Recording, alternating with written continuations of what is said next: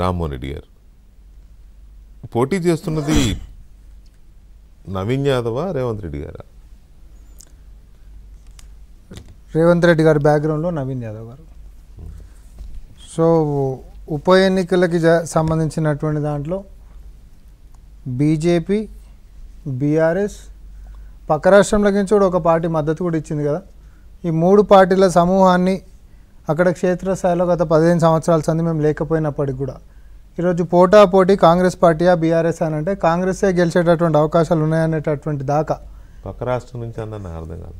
అంటే పవన్ కళ్యాణ్ గారి పార్టీ కూడా బీజేపీకి మద్దతు ఇస్తున్నాం అనేటటువంటి నిన్న ఒక లైన్ ఏదో వాళ్ళ సోషల్ మీడియా తెలుగుదేశం వాళ్ళు మీ చేస్తున్నారని కూడా చర్చ జరుగుతుంది. అంటే అదైతే లైన్ వాళ్ళ సోషల్ మీడియాలో రాలేదు కానీ సో ఎవరెన్ని సమూహమై కొట్లాడినా వచ్చిన జూబ్లీహిల్స్లో మేము లేము అనేటటువంటి దగ్గర నుంచి ఈరోజు మేమే గెలుస్తాము అనేటటువంటి స్థాయికి 100% తెలంగాణలో ఎట్లయితే మా యొక్క జెండాను ఎగరేసినటువంటి చరిత్ర కలిగినటువంటి నాయకుడు రేవంత్ రెడ్డి గారికి ఉందో అట్లనే జూబ్లీహిల్స్లో ఉప ఎన్నికలలో కూడా మేము గెలుస్తాం అనేటటువంటి ధీమా ఈరోజు కార్యకర్తలకు ఆయన కలిగించిండు. అది ఇంకా భరోసాని పెంచుతూ ఉన్నాడు. నేను ఎందుకు ఆ ప్రశ్న అడిగానంటే సహజంగా ఉప ఎన్నికలు వచ్చినప్పుడు పార్టీ అగ్రనేతలు ఒక రౌండ్ వేసి వెళ్తారు. కానీ రేవంత్ రెడ్డి గారు అంటే కేటీఆర్ గారికి సంబంధించి వారిని అడుగుతాను కానీ రేవంత్ రెడ్డి గారు ఎట్లా అయిపోయిందంటే ఇప్పుడు రోజు 3-4 మీటింగ్లు లేదా కనీసం 2 అయితే రోడ్ షోలు మీటింగులు పెట్టి అసలు అభ్యర్థి తిరుగుతున్నాడో లేదో తెలియట్లా. అభ్యర్థి కూడా రేవంత్ రెడ్డి గారు పక్కనే ఉంటున్నాడు కదా. సో ఎందుకు అంత ప్రెస్టీజియస్గా తీసుకున్నారు అనేది ఇప్పుడు ఈ తీర్పు అటు ఇటైనా వచ్చినా పోయినా డజంట్ మేక్ ఎనీ డిఫరెన్స్ కదా సార్. ఒకటి రేవంత్ రెడ్డి గారిది కొంచెం చరిత్ర మనం వెనకపోతే అది ఎన్నికలకి సంబంధించినటువంటి అన్ని అంశాలలో కూడా మైక్రో లెవెల్లో ఆయన మేనేజ్ చేస్తాడు. ఏ అంశానైనా మైక్రో లెవెల్లో ఏం జరుగుతుంది అనేటటువంటిది మెటిక్యులస్గా అన్నిటిని కూడా ప్లాన్ చేసేటటువంటిది కానీ లేకపోతే మైక్రో లెవెల్ మేనేజ్మెంట్ సక్రమంగా అవుతుందా లేదా అనేటటువంటిది కానీ రాష్ట్రంలో ఉంటున్నటువంటి సమస్యలని ఎట్లయితే మైక్రో లెవెల్గా చూసి పరిష్కార మార్గాన్ని తీసుకొని వస్తూ ఉన్నాడో అదేవిధంగా ఉప ఎన్నికలు అనేటటువంటి హైదరాబాద్లో అసలు మేము లేము అనేటటువంటి దగ్గర ఉప ఎన్నికల్లో కంటోన్మెంట్లు ఎట్లయితే గెలిచినామో ఈరోజు జూబ్లీహిల్స్లో కూడా గెలిస్తే అటు ఇటు రెండింటి మీద ప్రభావం అనేటటువంటి ఖచ్చితంగా భవిష్యత్తులో మాకు బలంగా మారేటటువంటి అవకాశాన్ని ఎందుకు వదులుకోవాలనేటటువంటిది ముఖ్యమంత్రి గారు అనుకోవడము, దాని మీద ఆయన సీరియస్గా తీసుకోవడము, ఆయన తిరగడం 3 జరుగుతూ ఉన్నాయి.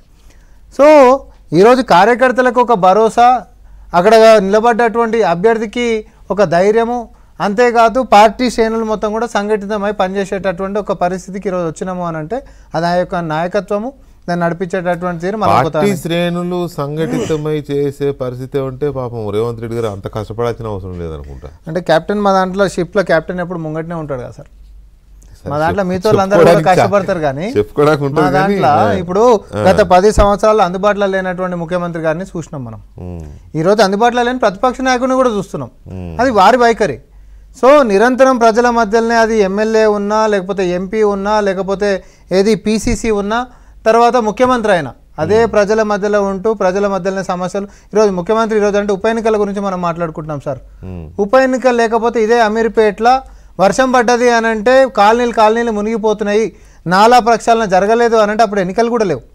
నాలా ప్రక్షాళన జరగాలి అని అంటే ముఖ్యమంత్రి స్వయంగా పోయి అక్కడ పర్యవేక్షించినటువంటిది ఏ రోజైనా తెలంగాణలో జరిగింది అట్లాంటిది?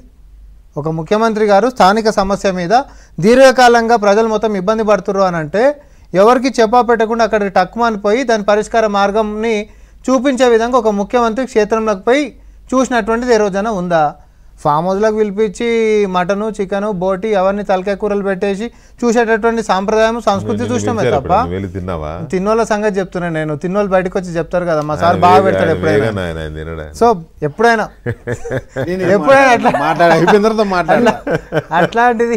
అట్లాంటి సంస్కృతి చూసిరేమో కానీ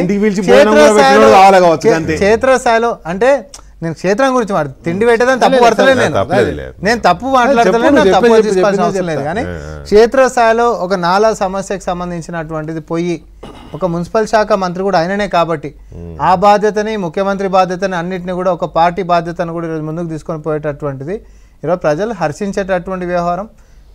ఈరోజు హైడ్రా అనేటటువంటి అంశం తీసుకొని వచ్చిన చెరువులను కాపాడేటటువంటిది ఈరోజుగా మణికొండకు మనం పోయినాం. అసోసియేషన్స్ ఫెడరేషన్ మొత్తం బయటకు వచ్చి పోటీ చేస్తున్నాడో జూబ్లీహిల్స్ అది కూడా అడుగుతుంది.